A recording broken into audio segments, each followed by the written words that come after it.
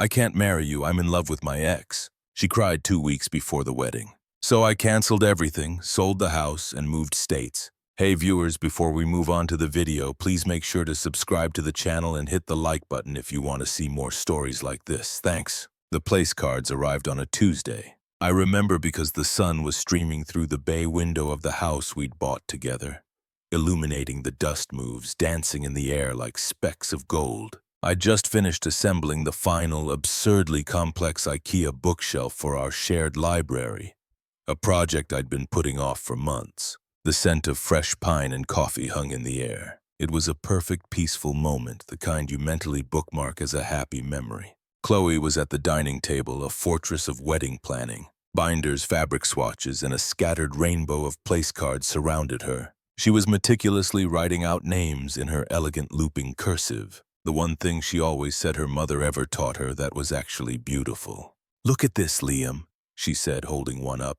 "Mr. and Mrs. Henderson, it looks so official." I walked over, wiping sawdust from my hands onto my jeans, and kissed the top of her head. Her hair smelled like her shampoo, coconut, and vanilla. "It is official. 2 weeks, we're almost there." She smiled, but it didn't quite reach her eyes. I'd noticed that a lot lately. A distant look, a preoccupation I'd chalked up to pre-wedding jitters. I was an architect. I understood stress. I figured it was just the pressure of finalizing 100 different details. "I was thinking," she said, her voice a little too light, "maybe we should have a separate kids' table after all. My cousin's twins are energetic." "Whatever you think is best, honey. You're the CEO of Operation I Do. I want to make us more coffee." This was our life. The comfortable silences, the shared projects, the gentle teasing. We'd built this, the house, the future, the us. For 3 years it had felt like the most solid construction of my life. That night the solidity turned to sand. I was in bed reading a novel on my tablet when she came in. She'd been quiet all evening, claiming a headache. She didn't get ready for bed. Instead, she sat on the edge of the mattress, her back to me, the weight of her body making the springs creak. "Liam," she said, her voice small and tight, "we need to talk." I put the tablet down. My heart did a little stutter step, the kind it does when you sense a sudden drop on a roller coaster you didn't know you were on. "Okay, what's up? Is it the venue coordinator again? Do I need to go down there?" "And it's not the venue." She took a sharp, ragged breath. It's everything." I sat up, leaning against the headboard. "What do you mean everything? Talk to me." She turned then, and in the dim light from my tablet, I saw her face was stare with tears. My first instinct was to reach for her, to comfort her. I stopped myself. There was a wall there, invisible but palpable. "I can't do this," she whispered, the words hitting me like a physical blow. "I'm so sorry, Liam. I can't marry you." The world didn't shatter. It just stopped. The hum of the refrigerator faded. The clock on the nightstand went silent. There was only the sound of my own blood pounding in my ears. "What are you talking about?" My voice was eerily calm. Is this just cold feet? Because that's normal, Chloe. Everyone says that's normal." She shook her head, tears falling faster now. "It's not cold feet. It's my heart. It's not in it. Not in it." I repeated the phrase, feeling alien and stupid on my tongue. "We bought a house together. We have joint insurance. We're getting married in 14 days. Your heart has seemed pretty in it for the last 3 years." "I know, I thought it was," she cried, her voice rising in pitch. "I thought I was over him, I really did, but every time I look at these place cards, every time I taste the cake samples, every time I pick out a song for the first dance, I don't think of you and me. I think of him." The air left my lungs. Him.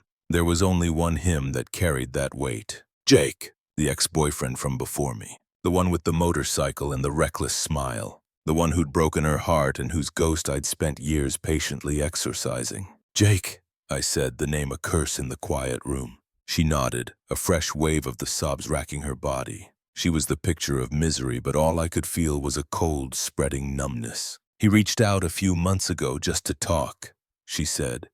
"And we started talking and it all just came flooding back. The passion, the intensity, it was never like that with us. Liam, what we have is comfortable, it's safe. But with him, I feel alive." Each word was a precise surgical cut. "So," I said, my voice still flat, devoid of the rage that should have been there, Let me get this straight. For months while we've been planning our wedding, booking a venue, sending out invitations, buying a house, you've been emotionally involved with your ex-boyfriend. It wasn't like that, she insisted, the classic refrain of the caught. It just happened. I never meant to hurt you. I'm so confused. I can't marry you when I'm in love with someone else. It wouldn't be fair to you. The hypocrisy was so vast, so breathtaking that I almost laughed. The unfairness was the foundation of this entire conversation. I looked around our bedroom at the photo of us in Costa Rica on the dresser, at the closet where her clothes hung next to mine, at the stack of wedding binders visible through the doorway. It all looked like a stage set, a flimsy fabrication. The man I was 2 minutes ago would have begged. He would have listed all our happy memories. He would have promised to be more passionate, less safe. He would have fought for her. But that man was gone, dismantled by 6 sentences. I looked at her, at this woman who was crying because she was the one breaking her own heart by betraying me. I saw the entire pathetic narrative she'd built for herself. The tragic heroine torn between safe, reliable Liam and the passionate, exciting Jake. And I was done being a character in her story. I swung my legs out of bed and stood up. I felt incredibly calm. The kind of calm that comes after a diagnosis when the worst has been confirmed and all that's left is the treatment. Okay, I said. She stared at me, her sobs hiccuping to a stop. Okay, what does that mean? It means I understand, I said, walking toward the door. You're in love with Jake. You can't marry me. The message is received. Liam, wait. She scrambled off the bed. Aren't you? Aren't you going to say anything else? Aren't you angry? Yell at me. Something. I paused at the doorway, my hand on the frame. I looked back at her, at the stunned confusion on her tear-stained face. She had expected drama. She had expected a scene worthy of her grand tragic dilemma. I gave her nothing. What would you like me to say, Chloe? You've been very clear. You think what we built is comfortable. You think he makes you feel alive. I'm not going to beg you to see value in a life you've already decided to throw away. I turned and walked down the hall toward the spare room, the floor cool beneath my feet. Behind me I heard a choked cry, but I didn't look back. The first phase was over. The demolition had begun. I didn't sleep. I sat in the spare room's armchair watching the digital clock on the nightstand flip from 11:59 p.m. to 12 a.m. My wedding day was now in 13 days. The thought was no longer a source of joy, but a simple logistical problem to be solved. The initial numbness had receded, replaced by a cold, crystalline clarity.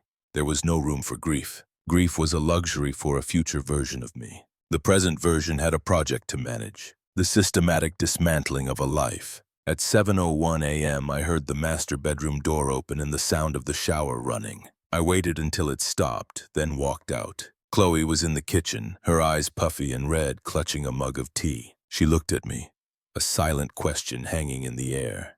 Have you changed your mind? Are you going to fight for us? I walked past her to the coffee maker. I didn't look at her.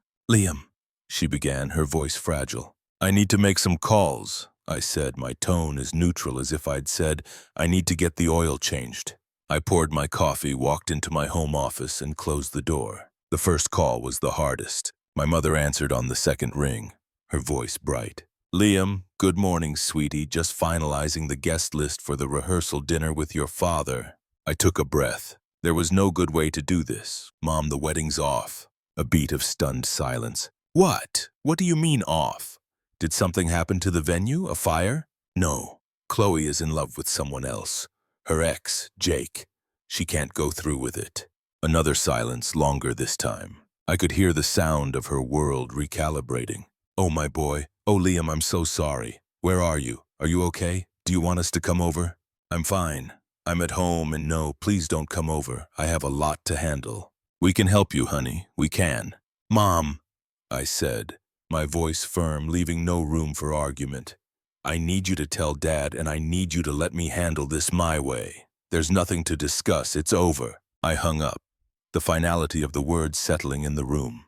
Then I opened the master wedding spreadsheet, my color-coded, hyper-organized masterpiece of project management, and got to work. The calls began. I was a machine, and my script was brutally efficient. Call to the venue coordinator, Evelyn. Evelyn, it's Liam Walsh. Regarding the booking on the 15th, I need to cancel. Yes, the wedding. The bride is in love with her former partner. No, there is no rescheduling. Please email me the final invoice for any cancellation fees. Thank you for your understanding. Click. Call to the caterer. Hi, this is Liam Walsh. I'm canceling the order for the 15th. The event is off. The reason? Irreconcilable differences of the heart. Just the cancellation fees. Please email them over. Click. Call to the band. Yeah. Hi, Liam Walsh. You're booked for my wedding on the 15th. Consider yourself unbooked. The bride called it off. Yeah, it's a shitty situation. Send the bill. I was mercilessly, surgically honest. I used the words called off and in love with her ex like a scalpel, cutting through any potential awkwardness or pity. My bluntness was a shield. It preempted their questions and stripped the situation of its drama, reducing it to a simple transaction, a canceled event with associated costs. Around noon, I emerged to get a glass of water. Chloe was on the couch, wrapped in a blanket, her phone in her hand. She looked utterly bewildered. The band just texted me, she said, her voice hollow. They said they were sorry to hear about the cancellation. How do they already know?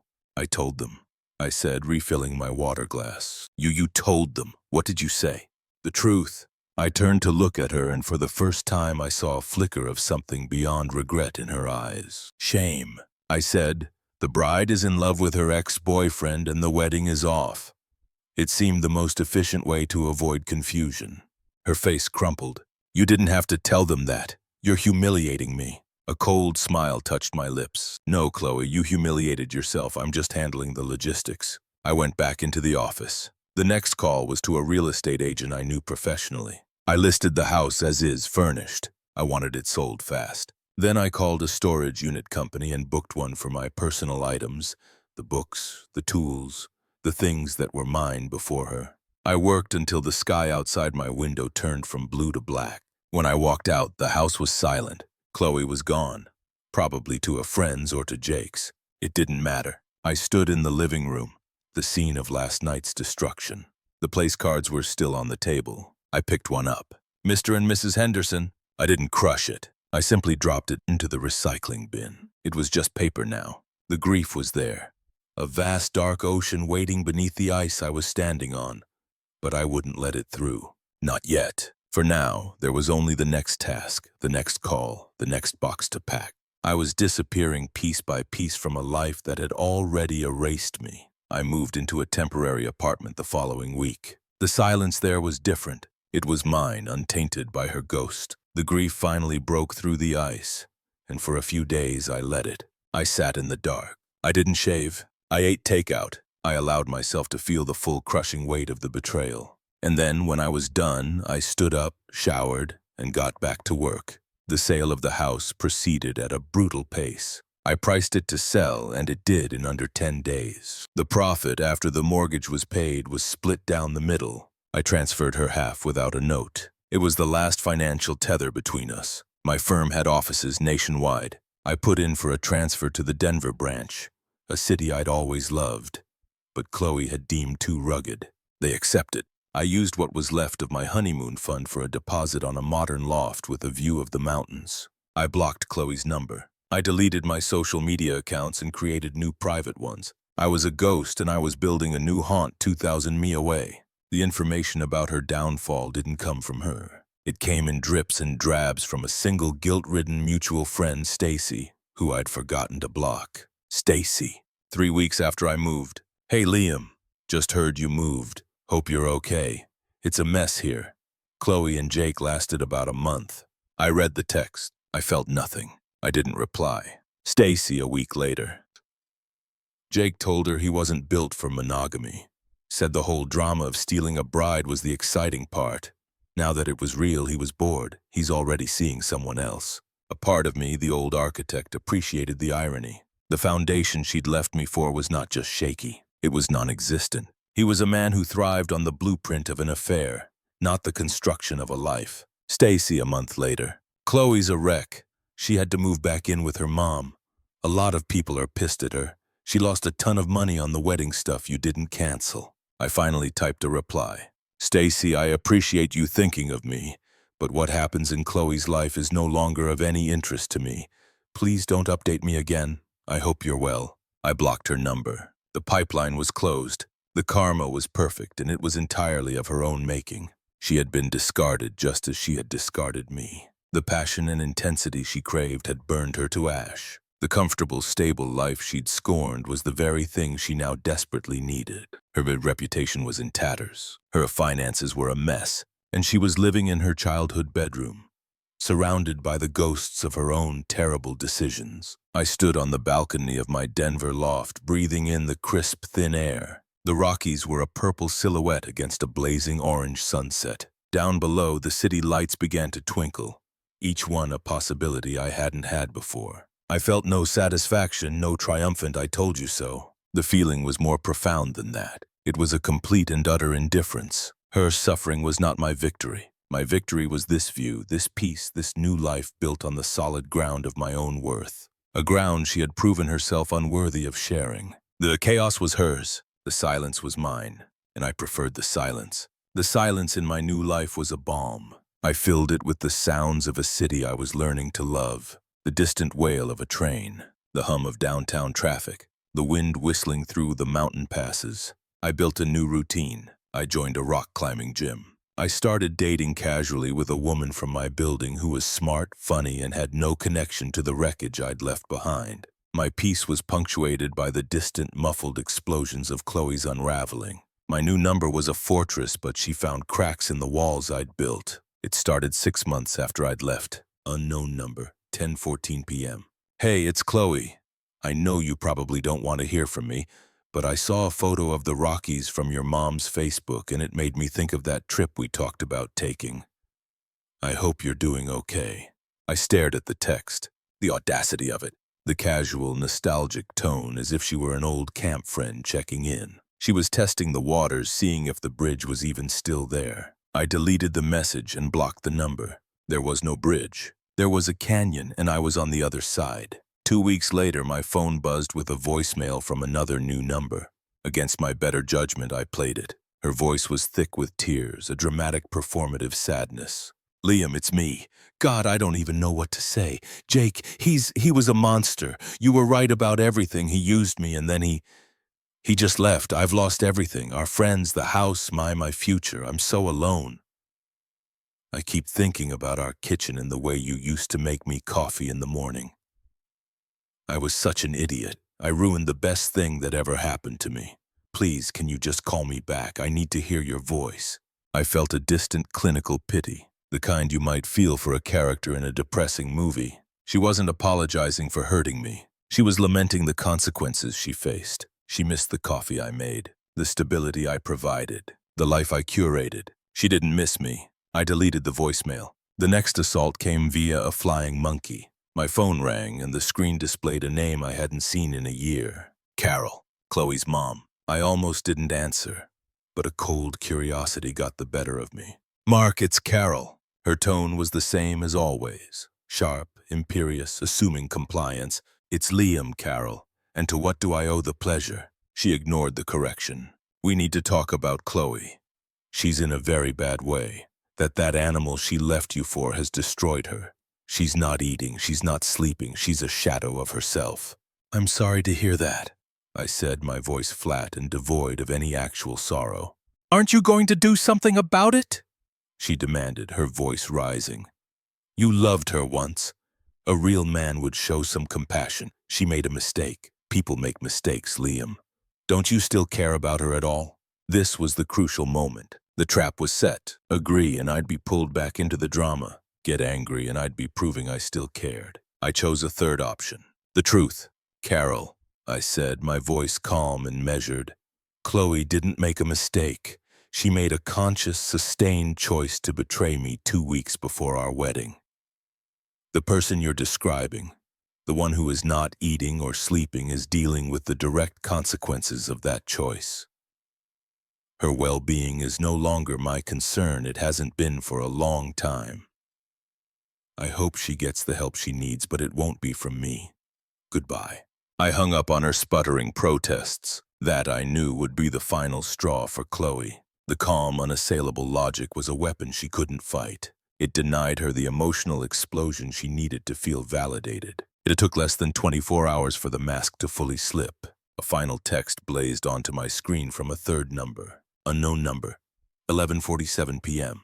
You are a cold, heartless bastard. You never really loved me or you would have fought for me. You just gave up and ran away. You're a coward. I'm glad I didn't marry you. There it was, the true colors blazing with bitter, hypocritical fire. She had rewritten history entirely. In her mind, I was the villain for not begging her to stay after she told me she loved another man. I was the coward for not fighting for a relationship she had already torpedoed. I didn't block the number. I simply deleted the message. She had finally shown the last card in her hand, and it was a joker. She had no power left. A year to the day after I'd signed the initial transfer papers, my new company sent me back to my old city for a major client presentation. It was my first time back. The city felt smaller, like a suit I'd outgrown. The presentation was a success. As I was packing my laptop, my phone vibrated. It was my lawyer. The final paperwork from the house sale, some tax document we'd missed, was ready for my signature. I could sign it electronically, or I could stop by his office, which was just a few blocks away before my flight. I chose to stop by. I wanted every last thread severed. As I walked out of the sleek high-rise, document in hand, I felt a sense of profound closure. The chapter was officially, legally over. I decided to grab one last coffee from the place Chloe and I used to go on Sundays. Not for nostalgia, but as a kind of exorcism. I was standing at this counter waiting for my order when I felt a presence behind me. A familiar scent of coconut and vanilla, now soured by a note of stale cigarettes. Liam. I turned. It was Chloe. She looked worn. Her clothes were trendy but cheap, a fast fashion imitation of her old style. Her eyes had a frantic, hungry look, and there were new fine lines around her mouth. The vibrant woman I'd proposed to was gone, replaced by someone harder, more desperate. Chloe, I said, my voice neutral, as if acknowledging an acquaintance. I can't believe it's you. She clutched her purse strap like a lifeline. My mom said you were in town for work. I was hoping I'd run into you. I doubted that was a coincidence. Well, here we are. Can we talk just for a minute, please?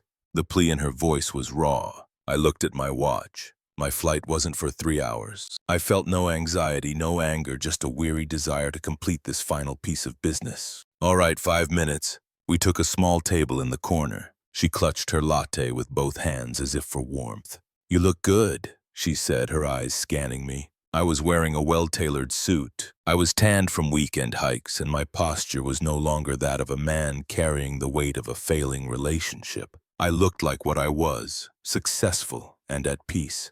Thank you, I said. You wanted to talk. The dam broke. It was a rehearsed monologue full of the self-pity I'd heard in her voicemail. My life is a mess, Liam. A complete mess. I lost my job.